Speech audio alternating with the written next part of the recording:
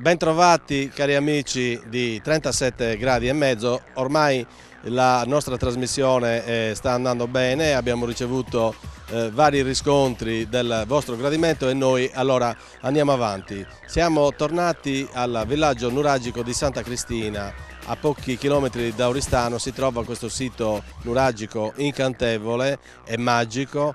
E siamo in compagnia con una rappresentante della cooperativa Archeotour che si chiama Giovanna Mura e ci parlerà di questa bellezza, ci introdurrà a conoscerla meglio. Allora Giovanna, dove siamo in questo momento? Allora, ci troviamo in prossimità della zona del villaggio nuragico e del nuraghe. È una zona che in parte aspetta ancora di essere messa in luce perché gli scavi sono abbastanza recentissimi. Risalgono a circa 10 anni fa alla prima esplorazione. In precedenza vennero fatti solo saggi di scavo. Diciamo che ancora abbiamo quindi pochi dati. Gli scavi hanno riportato alla luce proprio davanti al nuraghe un insieme di sepolture che cronologicamente datiamo intorno al IV-V secolo d.C.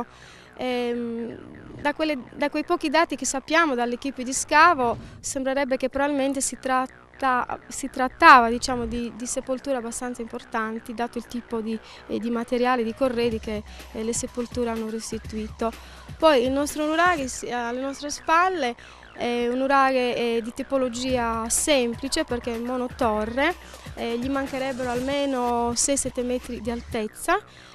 Canonico dico io come schema perché più o meno presenterà e presenta tutti gli ingredienti che poi presentano quasi tutti i nuraghi, da quelli semplici a quelli poi complessi. Ecco, all'interno il nuraghe conserva ancora la scala liquidale che conduceva quindi al piano superiore, quindi come ho detto prima molto probabilmente gli mancano almeno i suoi 7 metri di altezza, compresa poi il ballatoio di cui ogni tanto sparsi un po' dappertutto recuperiamo i pezzi di mensoloni, no? Ecco, poi all'interno la camera mantiene ancora integra la camera di base con le 3 belle celle o nicchie, come di solito le identificano gli accademici. Ecco, sembrerebbe all'interno che il nuraghe abbia restituito anche materiale di epoca romana e di epoca punica.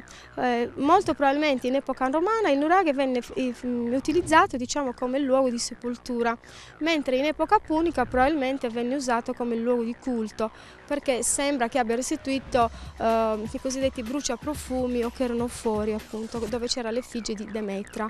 E poi alcune... Demetra chi era? Demetra era la divinità punica, la dea dell'agricoltura, la dea delle messi, la stessa dea nuragica, cioè la dea madre nuragica potremmo definirla, no? Ecco, Giovanna ha detto un attimo fa che gli scavi qui sono iniziati circa 10 anni fa. Adesso Giovanna, che cosa è stato rinvenuto? Esiste un museo? Dove è stato collocato il materiale che è stato trovato in questo sito? Una buona parte del materiale è indubbiamente depositata nel nostro museo archeologico etnografico a Paulilatino, il museo Palazzo. Dove si trova appunto? A Paulilatino, dentro proprio il centro abitato, è un bel palazzo del 1800 di proprietà di un uomo ricco del paese, un notaio, un grande proprietario terriero, che le amministrazioni comunali, abbastanza lungimiranti e brave posso dire, pensarono di recuperare questo bel palazzo e di destinarlo a museo archeologico. Inizialmente il museo non aveva niente di reperti, per cui è stato aperto come etnografico, però finalmente quando ci furono questi scavi è diventato proprio deposito dei reperti archeologici, solo che purtroppo ancora provvisoriamente sono stati in parte catalogati e si trovano ancora depositati. In poche parole stanno aspettando di essere, che il comune o gli enti competenti trovino i fondi per poter mettere a disposizione, diciamo, del pubblico, perché sono ancora chiusi, insomma, al pubblico, però sono già nel nostro museo, ci sono casse e casse proprio di... Quindi non si possono ammirare ancora, non sono esposti? Non sono esposti al pubblico, no, non sono esposti al pubblico perché manca ancora un completamento di museo, di progetto di allestimento. Ovviamente bisogna anche trovare i fondi per anche assemblare, diciamo, cioè per salvare i pezzi che potrebbero essere già esposti al pubblico, diciamo.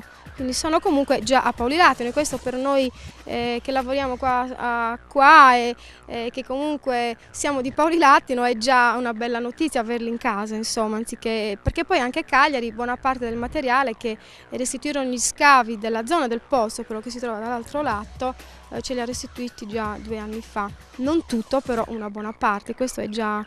Insomma, è una bella conquista da parte dell'amministrazione comunale, anche per noi che ci lavoriamo, insomma.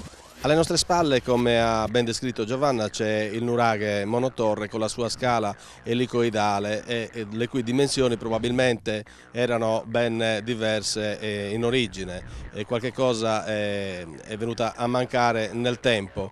Qui la parte antecedente da cui vi stiamo parlando probabilmente riguarda tutto una serie un agglomerato che è successivo, appunto, ma alla nostra sinistra c'è un'altra costruzione che sembra abbastanza integra. Di che cosa si tratta, Giovanna? Che cosa era? Si tratta di un edificio che ha una forma allungata, nella planimetria ricorda moltissimo la forma delle tombe dei giganti.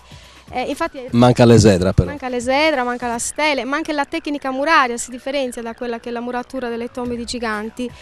Sono edifici considerati un po' dagli stessi archeologi anomali, diciamo, sono considerate capanne allungate così di tipo anomalo. Sulla destinazione d'uso purtroppo non ci si può ancora pronunciare, prima di tutto perché non sono stati ancora oggetto di ricerca e di scavo. Si fanno diverse supposizioni, addirittura che potrebbero non essere neanche pertinenti all'epoca nuragica, ma appartenere anche a una fase tarda, però potrebbero essere anche degli edifici che hanno costruito su antichi basamenti nuragici, diciamo così. È lunga circa 14 metri, è alta sui 2 metri, è tutta costruita a secco come la muratura, la costruzione dei nuraghi, e di curioso e di particolare ha una piccola apertura laterale molto piccola, quindi farebbe pensare a quasi un riutilizzo come deposito magazzino, perché io dico sempre anche ai miei turisti che accompagno, insomma, i nostri nuragici non erano mica pigmei, per cui lì gli stessi bambini devono uscire carponi, per cui probabilmente la funzione di quell'apertura era probabilmente di areazione e di illuminazione, diciamo. Ecco, purtroppo sono capanne che in tutta la Sardegna se ne conoscono alquanto poco, ce ne sono ad esempio, cito la zona archeologica vicino a Macomerta, Muli, e la zona di Gesturi, quindi essendo poche di conseguenza sono anche poco studiati, insomma, no? E si chiude qui la prima parte di questo nuovo ritorno al villaggio nuragico di Santa Cristina. Abbiamo parlato delle caratteristiche appunto del sito, del nuraghe, della capanna, della sua unicità. Anche da questo sito abbiamo potuto vedere che la febbre sale, e ci auguriamo che anche il vostro interesse continui a crescere, perché non è finita qui da Santa Cristina. Adesso andiamo a scoprire un'altra zona che è altrettanto magica. Mi raccomando, rimanete sempre sintonizzati con noi di Teleregione e non ve ne pentirete.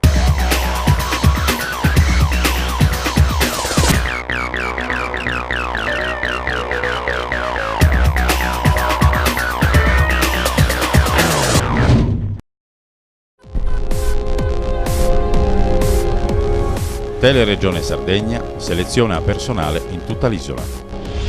La nostra emittente ricerca personale qualificato e automunito per la propria rete vendita.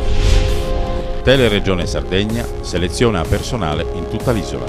Offriamo un fisso e portafoglio clienti. Contattaci info@teleregionesardegna.com. Teleregione Sardegna, la TV in tutta l'isola, ha bisogno di te.